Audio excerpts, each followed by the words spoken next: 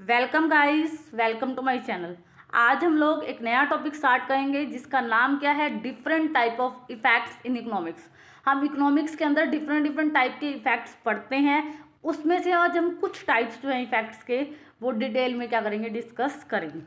तो आज हम जो डिटेल में डिस्कस करने वाले हैं वो कौन कौन से इफेक्ट हैं। वेबलन इफेक्ट क्या होता है, स्नोब इफेक्ट क्या होता है, बैंड वैगन इफेक्ट क्या होता है, हेडोनिक इफेक्ट क्या होता है, रैचेट इफेक्ट क्या होता है। आज हम इनको डिटेल में विद डायग्राम क्या करेंगे, डिस्कस करेंगे। सबसे पहले हम किसकी बात करते हैं, वेबलन इफेक्ट। क्या होता है वेबलन, पहले तो वेबलन गुड्स आपको पता होनी चाहिए। वेबलन गुड्स वो गुड्स होती है जिन पर लॉ ऑफ डिमांड जो है अप्लाई नहीं होता। लॉ ऑफ डिमांड का अप्लाई ना होने का मतलब क्या है, जैसे हम ये कहते हैं किसी भी गुड्स की डिमांड तब बढ़ेगी जब उसका क्या हो जाएगा, प्राइस कम होने से डिमांड बढ़ जाती है। तो ये तो हो गया लॉ ऑफ डिमांड। जब ये डिमांड का जो लॉ है ये अप्लाई ना हो तो वो गुड्स कौन सी कहलाती हैं, वेबलन गुड्स कहलाती हैं। ठीक है। और हम किसी भी कमोडिटी को इसलिए परचेज कर रहे हैं क्योंकि उसका प्राइस बढ़ गया। प्राइस के बढ़ने पर हम उसकी डिमांड को इंक्रीज कर देते हैं, और जब प्राइस के बढ़ने पर हम डिमांड को इंक्रीज कर रहे हैं, और वो गुड्स क्या होती हैं, हमारे स्टेटस को, हमारे सोसाइटी में स्टेटस, हमारे स्टेटस का क्या होती है, सिंबल्स होती हैं। हम अपने स्टेटस को दिखाने के लिए उन गुड्स को परचेज करते हैं। जैसे लग्जरी गुड्स हो गई, जैसे कार हो गई, ज्वेलरी हो गई। जैसे रिच पर्सन क्यों परचेज करते हैं, क्योंकि इससे क्या हमें क्या पता लगता है, हमें ये पता लगता है कि वो पर्सन सोसाइटी के अंदर कितना रिच है, उसका क्या स्टेटस है। तो ये कौन सी गुड्स होती हैं, लग्जरी गुड्स होती हैं। देखो, Veblen good is a good for which demand increase as price increase. जैसे ही प्राइस इंक्रीज होगा वैसे ही डिमांड इंक्रीज हो जाएगी। इसका मतलब लॉ ऑफ डिमांड ने काम नहीं करे।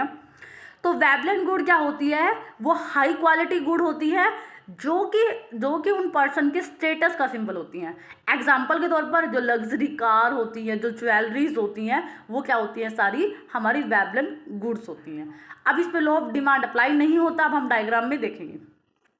देखो यहाँ पर क्या है कि वेबलन गुड कौन कौन सी होती है। मैंने आपको अभी बताया कि जो ज्वेलरीज होती हैं, वो जो लग्जरी कार्स होती है वो भी हमारी उसके अंदर आएंगी। जो फैशनेबल हम क्लोथ्स पहनते हैं, जो लग्जरी या महंगे जो हम क्लोथ्स पहनते हैं, वो भी किसके अंदर आएंगे, वेबलन गुड्स के अंदर आएंगे।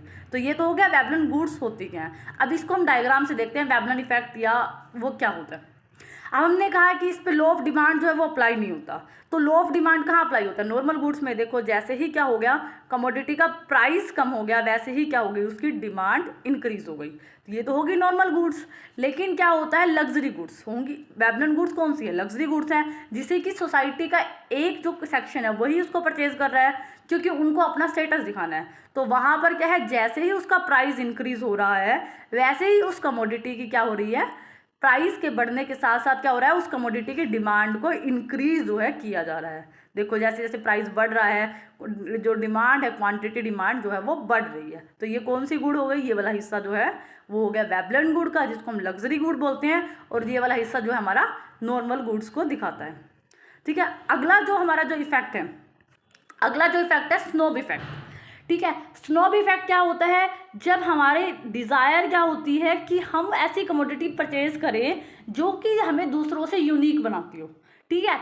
और वो यूनिक भी बनाए हमें, और उसकी हाई प्रेस्टीजियस वैल्यू हो, जैसे उसकी वैल्यू भी बहुत ज़्यादा हो उस गुड्स की, और उसको जितनी भी हमारी सोसाइटी के जितने भी लोग हैं उसमें से सिर्फ थोड़े ही लोग, एक सेक्शन जो है सोसाइटी का, उनको क्या करे, कंज्यूम करे। ठीक है। जब हम दूसरों से यूनिक दिखना चाहते हैं तो हम डिफरेंट कमोडिटी जो है वो परचेज करते हैं। ठीक है। It refers to desire to possess a unique commodity. ठीक है। हम कुछ यूनिक कमोडिटी को परचेज करना चाहते हैं जिसकी क्या हो, हाई प्रेस्टीजियस वैल्यू, मतलब जिसकी वैल्यू भी बहुत ज़्यादा हो,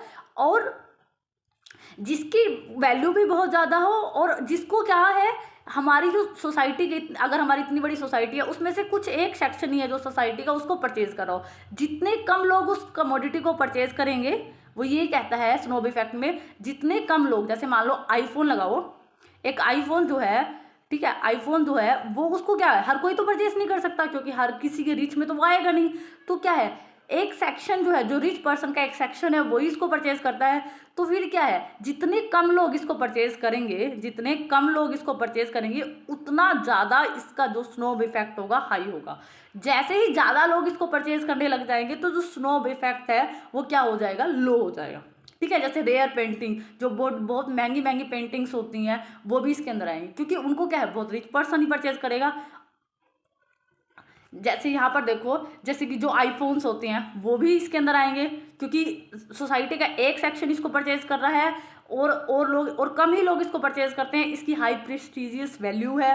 रेयर पेंटिंग्स, जो पेंटिंग्स बहुत महंगी आती हैं, रेयर्स होती हैं, उसको हर कोई परचेज नहीं कर सकता, तो उसको भी क्या है, कुछ लोग ही परचेज करते हैं। तो यहाँ पर यूनिकनेस भी आ जाती है, हाई वैल्यू जो होती है प्रेस्टीजियस वो भी आ जाती है, और कुछ ही लोग उसको परचेज कर रहे हैं। तो ये क्या कहलाता है, हमारा स्नोब इफेक्ट कहलाता है। अब इसी को हम डायग्राम से देखते हैं। देखो यहाँ पर देखो, OX पर डिमांड और ये यहाँ पर प्राइस लिया आपने, यहाँ पर आपने क्वांटिटी ली। तो जो सिंपल डिमांड का वो है, मान लो यहाँ से स्टार्ट होता है, ये A पॉइंट पर आप ये वाला प्राइस डिसाइड हो जाता है और ये वाली क्वांटिटी परचेज की जाती है स्टार्टिंग में। जैसे ही प्राइस कम हो जाता है, ठीक है, प्राइस कम होने पर जैसे जो सिंपल लॉ ऑफ डिमांड है वो ये कहता है जो क्वांटिटी है वो कितनी इंक्रीज होनी चाहिए, वो यहाँ तक इंक्रीज होनी चाहिए, कहाँ तक, Q1 तक, क्योंकि प्राइस के कम होने पर क्वांटिटी तो बढ़नी चाहिए। लेकिन क्या होता है, स्नोब इफेक्ट के अंदर क्या होता है, क्योंकि कुछ ही लोग उस कमोडिटी को परचेज कर पाएंगे, जिसकी वजह से डिमांड इंक्रीज नहीं होगी, ठीक है। वो नहीं चाहेंगे कि ज़्यादा से ज़्यादा लोग इस कमोडिटी को परचेज करें, ठीक है। ज़्यादा से ज़्यादा लोग, वो लोग नहीं चाहते ना कि ज़्यादा से ज़्यादा लोग उस कमोडिटी को परचेज करें। तो उनका जो डिमांड कर्व है, जो स्नोब गुड्स का जो डिमांड कर्व है वो क्या होता है, इसलिए हमारा लेस इलास्टिक डिमांड कर्व होता है। देखो यहाँ पर, अब यहाँ तक इतनी जो सोसाइटी के इतने लोग, ये लोग जो है ये वाली कमोडिटी नहीं परचेज करेंगे, क्योंकि ये तो नॉर्मल गुड्स में आएगा। तो कुछ ही लोग उसको परचेज कर पाएंगे, क्योंकि उसकी वैल्यू भी ज़्यादा है, प्रेस्टीजियस है वो। तो यहाँ पर क्या हो जाएगा, हमारा जो डिमांड है इस प्राइस पर सिर्फ इतनी ही बढ़ेगी। इसका मतलब कितनी डिमांड कम हो गई है, इतनी डिमांड कम हो गई है, क्योंकि होनी इतनी चाहिए थी लेकिन हो कितनी रही है, क्यों, तो कितनी एकदम घटी है। तो ये वाला इफेक्ट क्या होता है, ये स्नोब इफेक्ट होता है। इसके अंदर क्या कर देते हैं हम, अपनी डिक्रीज कर देते हैं किसको, क्वांटिटी डिमांडेड। जैसे जैसे मोर कंज्यूमर इसको परचेज करेंगे, वैसे वैसे हम जो वो पर्सन है जो चाहते नहीं कि ज़्यादा लोग इसको परचेज करें, वो अपनी डिमांड जो है वो क्या करेंगे, कम कर देंगे। तो इसीलिए जो स्नोब इफेक्ट के अंदर क्या होता है, डिमांड कर्व लेस इलास्टिक होता है, क्योंकि वो नहीं चाहते ज़्यादा लोग उसको परचेज करें। अगर यहाँ पर ज़्यादा लोग आने लगे, देखो ज़्यादा अगर आए तो फिर वो क्या करते हैं, अपनी क्वांटिटी डिमांडेड जो है वो कम कर देते हैं, ठीक है। ये हो गया स्नोब इफेक्ट। अगला होता है band wagon effect. Band wagon effect क्या होता है, हम किसी भी कमोडिटी की इसलिए डिमांड कर रहे हैं क्योंकि वो फैशन में है, और हम क्या कर रहे हैं, जो लोग जो चीज़ फैशन में है हम उसको लेना चाहते हैं, ठीक है, स्टाइल में है, फैशन में है। जैसे मान लो लड़कियां आया करती है, जो डिज़ाइनर साड़ी होती हैं, डिज़ाइनर साड़ी होती है, जैसे किसी भी हीरोइन ने अगर उसको डाल लिया तो वो उसको ट्राई करने की कोशिश करती है, क्योंकि वो कहती है कि फैशन में अब, ठीक है। लड़के भी ऐसे ही, जो हीरोज़ होते हैं उनके जो ड्रेसिंग स्टाइल होता है उनको क्या करते हैं, कॉपी करते हैं, वो कहते हैं कि ये फैशन में है। तब क्या होता है, जब हम इसलिए कमोडिटी की डिमांड कर रहे हैं क्योंकि वो फैशन में है, लोग उसको फॉलो करते हैं, तो हम भी उसको फॉलो करेंगे, ठीक है।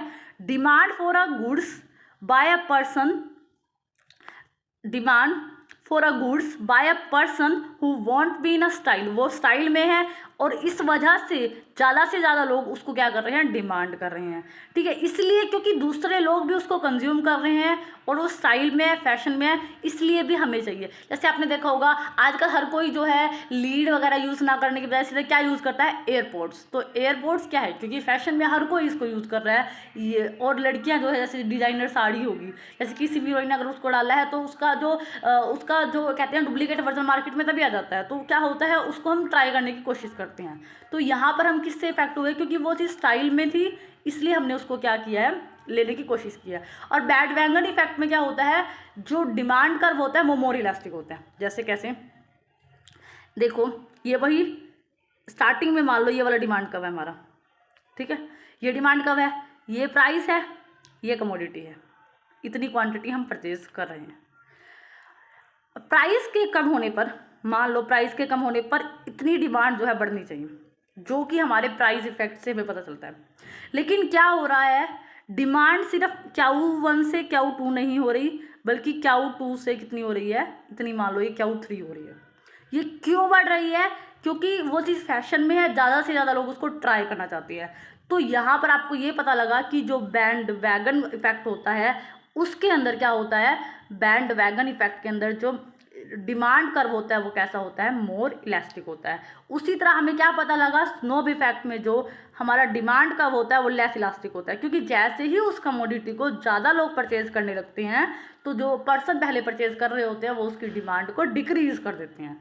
तो इसलिए वहाँ क्या था, लेस इलास्टिक था, और यहाँ पर क्या है, हमारा मोर इलास्टिक डिमांड कर्व है।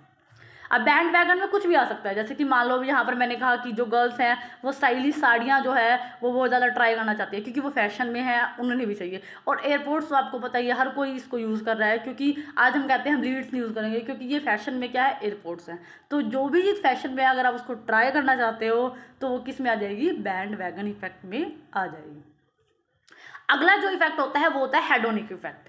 हेडोनिक इफेक्ट क्या होता है, जब हमारी हम किसी भी गुड्स की इसलिए डिमांड करते हैं क्योंकि हमारी उसके साथ एक इमोशनल वैल्यू जुड़ी होती है। जैसे कि मान लो आप स्टार्टिंग में पहली सैलरी जो आपको मिलती है उससे आप कुछ ना कुछ अपने लिए परचेज करते हो। जैसे आपने एक छोटा सा मान लो स्मार्टफोन लिया छोटा सा, तो आप क्या करते हो, आप उस स्मार्टफोन को मे बी बहुत टाइम तक संभाल के रखते हो, आप उसको बेचते नहीं हो। क्यों? क्योंकि आपकी क्या है, उसके साथ एक इमोशनल कनेक्ट हो गया है।